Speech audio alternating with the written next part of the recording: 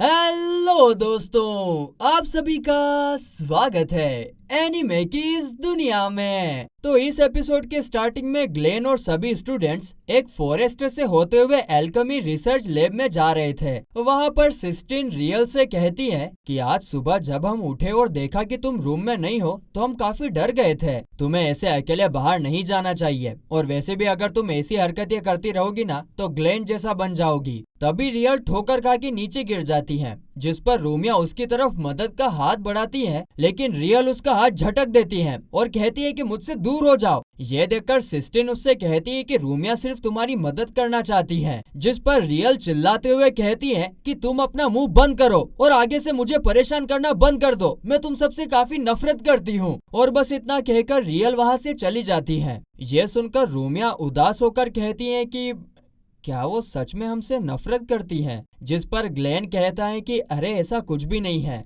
दरअसल मैंने कल रात को उसे कुछ ऐसा बोल दिया था जो मुझे उसे नहीं बोलना चाहिए था, और इसी वजह से वो थोड़ी सी गुस्सा है बस। अगले सीन में वो सब रिसर्च लैब में पहुंच जाते हैं, जहां पर लैब का डायरेक्टर बर्ग्स उन्हें वेलकम करता है। फिर आगे तो वहां पर सभी लोग मस्ती से घूम घाम करने चीजें देख रहे होते हैं, पर रियल वो तो अभी भी सबसे दूर ने सर नीचे करके खड़ी हुई थी। जिस पर रूमिया कहती है कि शायद हमें कुछ टाइम के लिए उसे अकेला छोड़ देना चाहिए। इसके बाद बर्ग्स उन्हें चिमेरा वाले एरिया में लेकर जाता है, जहाँ पर अलग अलग प्लांट्स और एनिमल्स को मिक्स करके नए नए चिमेरा बनाकर रखे गए थे। और वहीं पर सिस्टीन रूमिया को बता रही थी कि पहले ना एम्पायर में मरे हुए लोगों को वापस से जिंदा करने का प्रोजेक्ट शुरू किया गया था। तभी बर्ग्स उनके पास आकर कहता है कि तुम्हें हमारी हिस्ट्री के बारे में काफी अच्छे से पता है। जिस पर सिस्टीन कहती है कि हाँ, लेकिन जहाँ तक हमें क्लास में पढ़ाया जाता है तो किसी मुर्दे को वापस से जिंदा करना नामुमकिन है।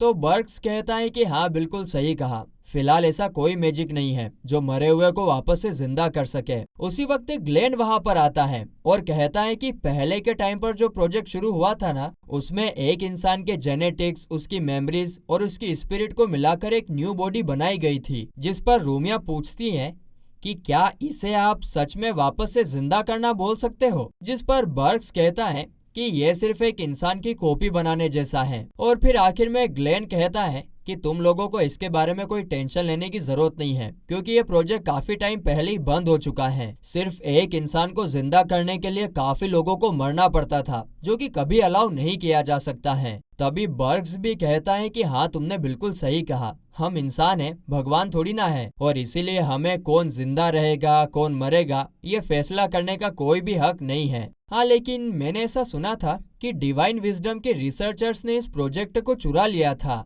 और फिर ये सीन यहीं पर कट होता है। तो अगले सीन में रूमिया दूर से रियल को देख रही होती है, जो कि सबसे दूर अकेली बैठी हुई थी। ये देखकर सिस्टीन उसके पास जाने का डिसाइड करती है और जाकर उसे उनके साथ खाना खाने के लिए इनवाइट भी करती है, मगर रियल उसे इग्नोर करके वहाँ से निकल जाती है। और तभी ग्लेन आकर रियल को पीछे से रोकने की कोशिश करता है और कहता है कि अब बस भी करो यार, लेकिन रियल उसे भी अपना मुंह बंद करने के लिए कहकर वहाँ से भाग जाती है। और वो जाते जाते रास्ते में सोच रही थी कि ये सब रूमिया और सिस्टीन की गलती है, उन्होंने ही मुझसे ग्लेन को छीना है और इसीलिए मैं उनसे नफरत करती हूँ। आगे वो भागते भागते समुद्र के पास पहुंच जाती है, और जैसे ही उसके आसपास कोई नहीं होता है तो उसकी आंखों से अपने आप आंसू निकलने लगते हैं। तो वहीं इस तरफ ग्लेन रूमिया और सिस्टीन को समझा रहा था कि रियल ना अभी एक बच्ची है, भले ही वो तुम्हारे एज की दिखती है, लेकिन दिमाग से ना वो अभी भी एक बच्ची है, और इसीलिए मैं चाहता हूँ कि तुम दोनों ना उसकी हरकतों का बुरा मत मानना। यह सुनकर रूमिया कहती है कि हाँ, हम जानते हैं और हम इतनी सी बात को लेकर कभी उससे नफरत नहीं करने वाले। फिर ग्लेन खड़ा होता है और रियल को ढूंढने के लिए निकल जाता है। तो वहीं इधर रियल अकेली बैठकर रो रही होती है, लेकिन तभी वहाँ पर एक लड़का आता है, जिसे देखकर रियल पूछती है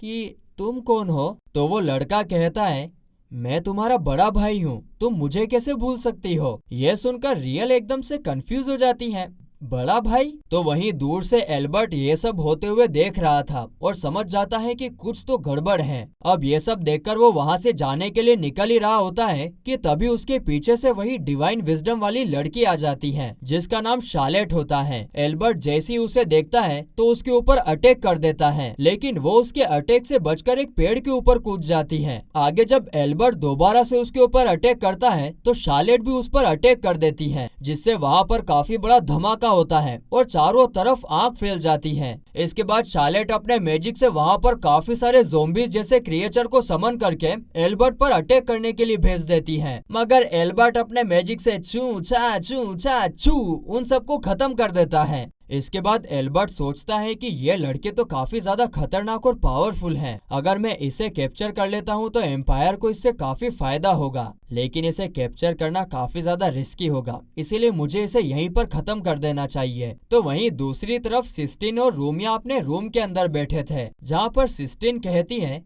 कि कल जब हम लोग साथ में समुंदर के पास में गए थे तब तो वो काफी खुश दिख रही थी और मुझे बिल्कुल नहीं लगता कि वो उस वक्त नाटक कर रही थी, जिस पर रूमिया भी हाँ में जवाब देती है। आगे सिस्टीन कहती है कि मैं ऐसा करती हूँ कि जाकर कुछ खाने के लिए खरीद कर लाती हूँ, क्योंकि जब वो दोनों वापस आएंगे तो काफी भूखे होंगे। और इतना कहकर वो रूमिया को अकेला छोड़कर वहाँ से चली जाती है। तो वहीं इस तरफ रियल अपने भाई को देखकर पूछती है कि आप तो मर गए थे, जिस पर उसका भाई कहता है कि हाँ ये सच है कि मुझे उस दिन ऑर्गेनाइजेशन ने मार दिया था, मगर शायद तुम नोटिस नहीं कर पाई कि असल में तब मेरी सांसें चल रही थी। आज मैं तुमसे मदद मांगने के लिए आया हूँ, प्लीज मुझे बचा लो, मैं अभी भी उनका गुलाम हूँ और मुझे बचने के लिए रूमिया की जरूरत है। दरअसल ऑर्गेनाइजेशन को उनका प्लान पूरा करने के लिए रूमिया की जरूरत है और वो ग्लेन उनके रास्ते में आ रहा है और ऑर्गेनाइजेशन ने ये काम करने का मौका मुझे दिया है और इसके बाद मैं आजाद हो जाऊंगा। ये सुनकर रियल के सर में दर्द होने लगता है, लेकिन तभी वो लड़का कहता है कि क्या तुम मुझे फिर से अकेला छोड़ दोगी, क्या तुम मुझे प्रोटेक्ट नहीं करोगी। वो इमोशनल अत्याचार कर ही रहा होता है कि तभी वहाँ पर ग्लेन आ जाता है और उस लड़के को रियल से दूर रहने के लिए कहता है। और फिर वो कहता है कि मुझे ये तो नहीं पता कि तुमने अभी रियल से क्या झूठ बोला है, लेकिन मुझे यहाँ आने का टाइम देना तुम्हारी सबसे बड़ी गलती थी। और फिर वो रियल से कहता है कि चलो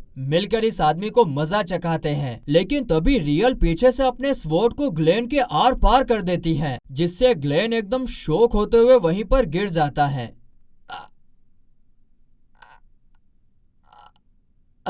इस तरफ एल्बर्ट ये सब होते हुए देख लेता है और तभी शार्लेट भी अपनी जान बचाकर वहाँ से भाग जाती है। फिर अगले सीन में जब सिस्टीन सामान लेकर रूम में वापस लौटती है तो भाई साहब उसकी आंखें फटी की फटी रह जाती हैं, क्योंकि रूमिया इंजर्ड होकर नीचे पड़ी हुई थी और सामने रियल स्वॉर्ड लेकर खड़ी हुई थी। तभी रियल उससे कहती है कि चिंता मत करो, मैंने उसे जान से नहीं मारा है, वो अभी सिर्फ बेहोश है। तभी सिस्टीन पूछती है कि ग्लेन कहाँ पर है, तो रियल कहती है कि वो उसे तो मैंने मार डाला है। ये सुनकर सिस्टीन को बहुत बड़ा झटका लगता है, क्या उसे मार डाला।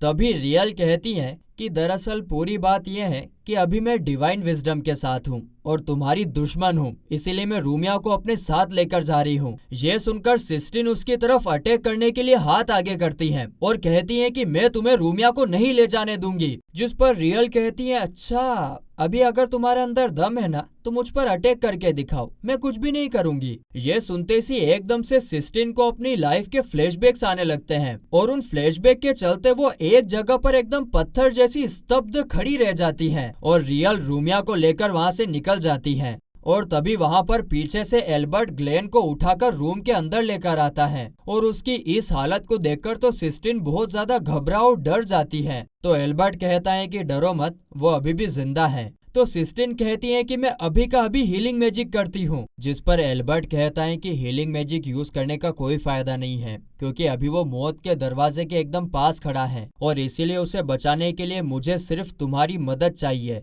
ये सुनकर सिस्टीन कहती है कि तुम कहना क्या चाहते हो, अगर अब हीलिंग मैजिक भी कुछ नहीं कर सकता तो भला मैं क्या कर सकती हूँ। इतना कहते ही सिस्टीन फूट फूट कर रोने लगती है। तो एल्बर्ट कहता है कि देखो अभी शांत हो जाओ, क्या तुम्हें लगता है कि रोने से वो वापस जिंदा हो जाएगा? अगर इसे बचाना चाहती हो तो रोना बंद करके मेरी मदद करो। जिस पर सिस्टीन मान जाती है और पूछती है कि तुम मुझे बताओ कि मुझे क्या करना होगा। तो एल्बर्ट कहता है कि हमें व्हाइट मैजिक रिवाइवल रिचुअल करना होगा, लेकिन उसके लिए काफी अमाउंट में मैजिक पावर की जरूरत होगी और इसीलिए मुझे तुम्हारे मैजिक की जरूरत है। बस इतना कहने के बाद एल्बर्ट रिचुअल परफॉर्म करने की तैयारी शुरू कर देता है और सिस्टीन से कहता है कि तब तक ग्लेन को जिंदा रखने के लिए तुम्हें उसे सीपीआर देना होगा, जिस पर सिस्टीन पहले तो थोड़ा घबराती है लेकिन फिर उसे वो सीपीआर देने लगती है। तो वहीं दूसरी तरफ डिवाइन विजडम के लोगों ने रूमिया को एक चेन से बांध कर रखा हुआ था और जब वो होश में आती है तो रियल से पूछती है कि तुम आखिर ये सब क्यों कर रही हो और ग्लेन अभी कहाँ है, जिस पर रियल का भाई जवाब देता है कि ग्लेन अब नहीं आने वाला है, रियल ने उसे मार दिया है। और बस इसी के साथ ये एपिसोड यहीं पर खत्म होता है।